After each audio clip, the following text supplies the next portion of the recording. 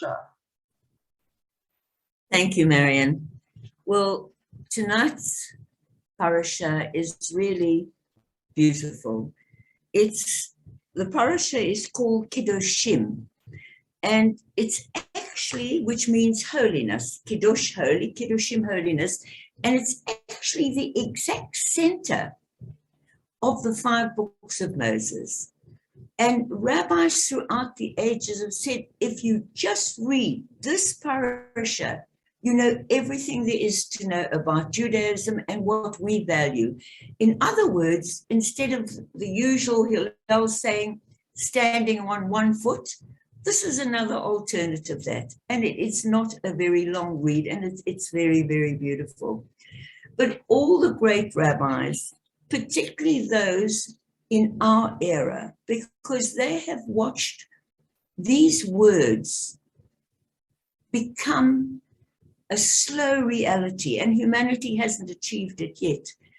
But particularly sages such as the late Jonathan Sachs, Zichronom Livracha, an incredible tzaddik who just passed away a few months ago, and other great rabbis even before him, but more towards the 20th century, has spoken about this importance of this parasha.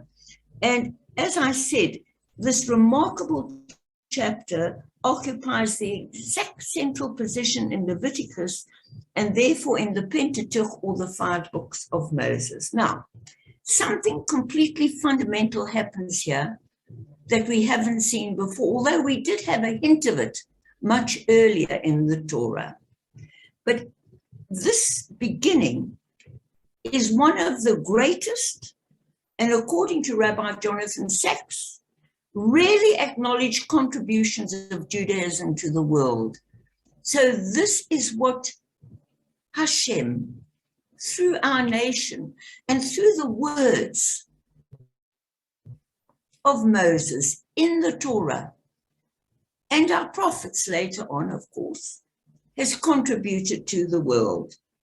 Up to this point, Leviticus has been mainly about sacrifices, purity, the sanctuary, and the priesthood, right up until this point.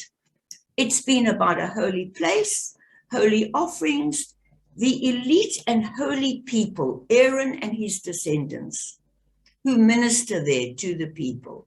Suddenly, in this chapter 19, the text completely changes and opens up to embrace all people and all of life. And it starts with the prophetic words. The Lord said to Moses, speak to the entire assembly of Israel. Now, this is the only time in Leviticus, the first and only time that Moses is commanded to speak to the entire nation in this way.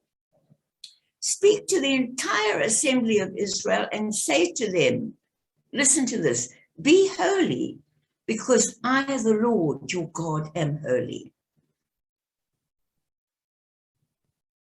It's quite amazing because prior to this, people were not commanded to be holy. Only the elite were holy, the priests, etc. But here, not only people, but the whole of life, the whole of the planet, the whole of humanity is made holy in that one sentence. It didn't exist in that era at that time. Holiness was to be manifested not only in a priesthood or in pharaohs or in other ideologies where God was only manifested, or this higher energy was only manifested in the pharaohs or the kings. No. Here, for the first time, we hear it is to be manifested in a nation, the way it dresses, in plants, in the earth, in the fields, and most importantly, it was a holiness was manifested in the way we acted, not in who we commanded or controlled, which had been the norm in the world and society up to that point. The vulnerable, the deaf, the blind, the elderly, the stranger were to be afforded special protection. On Shabbat, the earth, the animals, the servants, ourselves, everyone had to rest. This is extraordinary. The whole society was to be governed by compassion without resentment or revenge. Now, that is actually the beginning of Western democracy. At that stage, it's still only ideas and thoughts, but it is what they call the democratization of holiness. And I don't know about you, but that makes me excited that we are part of a nation that could bring justice to the world and say, I'm holy, you holy. It doesn't matter what race or religion or ethnicity. It doesn't matter where you are, where you've been, or what you believe. You are holy just because you're part of the creation. So all ancient societies had priests. We weren't the only ones. For example, in the Torah to this point, we've already met Abraham's contemporary, Melchizedek, described as the priest of God Most High, Potiphar, you remember that name, Joseph's father-in-law, the Egyptian priests, we've met all of them, and we've met, of course, one of the most famous of priests who was not Jewish, and yet we learned from someone who wasn't Jewish, and God has that especially in the Torah as a lesson for us, and that was one of my favorites, Jethro, Moses' father-in-law, was a Midianite priest, and yet he was a man of God, because God also spoke to him. But the priesthood was not unique to Israel, but everywhere it was an elite with total power, control, and authority. Here is the first time we find a code of holiness directed to the people, to humanity as a whole. So, and we were told that to me you will be a kingdom of priests and a holy nation. A kingdom of every member ought to be in some sense priests, and a nation that is entirely holy. We must of course remember after the destructions of both our temples that there were no more priests, and that was then began the era of the prophets as well. But to be told, let us make mankind in our image, in our likeness of a God, was the beginning, the very, very first little thoughts of seed of democracy. So what is revolutionary here, of course, is the declaration is not that a human being could be made in the image of God, because Pharaoh and all the rest were made in his image according to them and to their ideology, but that the common man in the street, every human being was made in the image of God. And that is exclusively a gift from Hashem to Moses, to Torah, and through us, definitely, to the Western world. Now, the Torah's revolution is the statement that not some, but all humans share this dignity. It is not saying that everyone is born into the same level. There are some people born rich, there are people born poor, there are people born handicapped, but it's saying that everyone has the potential to develop what they want in life, and provided you and I, who are fortunate enough to be here, who are fortunate enough to understand, who are fortunate enough to be able even to Zoom and hear these words, provided we, have I lost you? Hello? Uh-oh. Hello? Carry on, all good. Oh, I lost you. So we can hear you. Thanks. Provided we know it's our duty to teach people and to help people become more as we are doing at Temple Israel on a Thursday, and as many people are, provided we get above that level.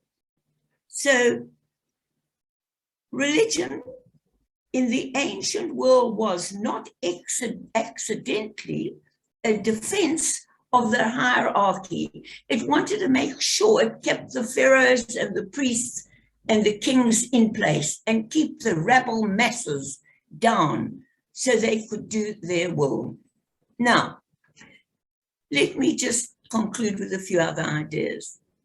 The concept of human rights it was only even became a possibility in the 17th century, but the seeds of human dignity of each human being was born millennia ago in the Jewish Torah and contributed the distinctive culture that we know in the West today. It's not about Marxism where everyone is forced to be equal and everyone must earn the same. And it's not about capitalism where some are rich and some are poor, because all of that, even capitalism, has to be adjusted accordingly. But it is about the non-negotiable dignity of the human being, which commands that the wealthy treat the poor with respect and help them. Hence, in our religion,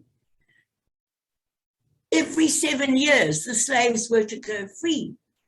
We were, in the 50th year, we had to forgive any debt and forget it.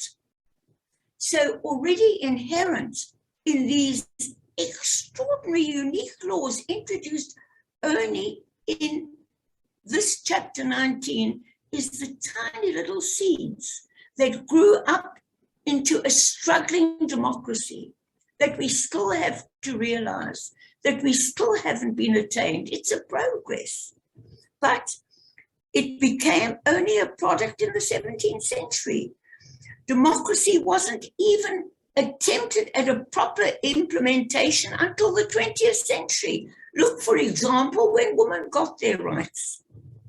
Now we still got to look after the rights of the stranger. In this land, in most land, they don't even have any rights. Yet we were told this, all the seeds were planted already thousands and thousands and thousands of years ago. And each week we read the Torah, we have a better understanding of the way you and I should treat each other. You and I should treat others. And you and I should at least contribute in a small way and in a big way demand of our governments worldwide, as the people I think are now beginning to do, a better justice. So democracy was not fully implemented until the 20th century, but already in Genesis, the first seed was planted. And this is what Jefferson meant. Remember, America was very, very much influenced by the Pilgrim Fathers, who put tremendous emphasis, as opposed to the Catholic Church, the Anglican Church, they put amazing emphasis on the Old Testament. And so Jefferson, in his famous words, which I've written down here, we hold these truths to be self-evident, that all men are created equal. Self-evident meant that is what the Torah told us. That was God created one person, every human being in his image. We are all one. So, right. So, and John F. Kennedy added at his inaugural address, the revolutionary belief that the rights of man come not from the generosity of the state. Thank you to the government. Oh, no. It comes from the hand of God, because that is what we are created to be. And if a government doesn't listen to these laws and doesn't, and business doesn't deal equally with people's wealth to readjust it, to create jobs, to help people raise themselves up, you have the mayhem you have in the world today. So basically, that's where the greatness of our Jewish religion lies, in that we, through Torah, and particularly chapter 19, at the heart, know what it is to start implementing laws, be it to let your slaves go free, be it to forget about a debt that you can see someone can't pay after many, many years. We were the first monotheistic religion, and it gets rid of all these myths that there are hierarchies, be it in the Hindu culture, be it in our culture, where people want to put hierarchies based on power and money and which party you vote for. That does not go in Judaism. The concept of equality, the concept of equality in Torah and Judaism particularly is not an equality of wealth, as I said, nor an equality of power, nor a communism. It is only an equality of dignity, which warns us, those of you who do have the wealth, you'd better redistribute it, but in a creative way to create more wealth, or you're going to lose what you have. So it is really extraordinary. So Torah study, once the speciality of the priesthood, became the right and the obligation of everyone. Not everyone can wear the crown of the priesthood, but you and I and every person in this Shabbat Kabbalah service tonight can wear a crown of Torah, a Mazmer Talmid Chacham, a Torah scholar. So it's, and the saying is that a Torah scholar who's illegitimate, who doesn't even know who his parents are, is greater than Haaretz Kohen Gadol, an ignorant high priest. That's going a bit far. I didn't make that up. I wrote it down out of something I read. So let us see how we, in our own small way, and the people can encourage their governments by their votes, become a kingdom of priests and a holy nation, and encourage others to understand that power is not how much you have and how many votes you get, but how you're prepared to serve the people. Holiness belongs to all of us when we turn our lives in the service of God and society into a home for his divine presence. And Baruch Hashem, I trust Hashem is with us each in our own room, which is hallowed, which makes up Temple Israel, Hilbra. And Baruch Hashem tomorrow morning in the shul with Jacob using all he can so that we can get back to those hallowed walls and at the same time include those of you who can't join us. We will contribute to making the world a better place in the name of Hashem and Kedoshim. Shabbat Shalom.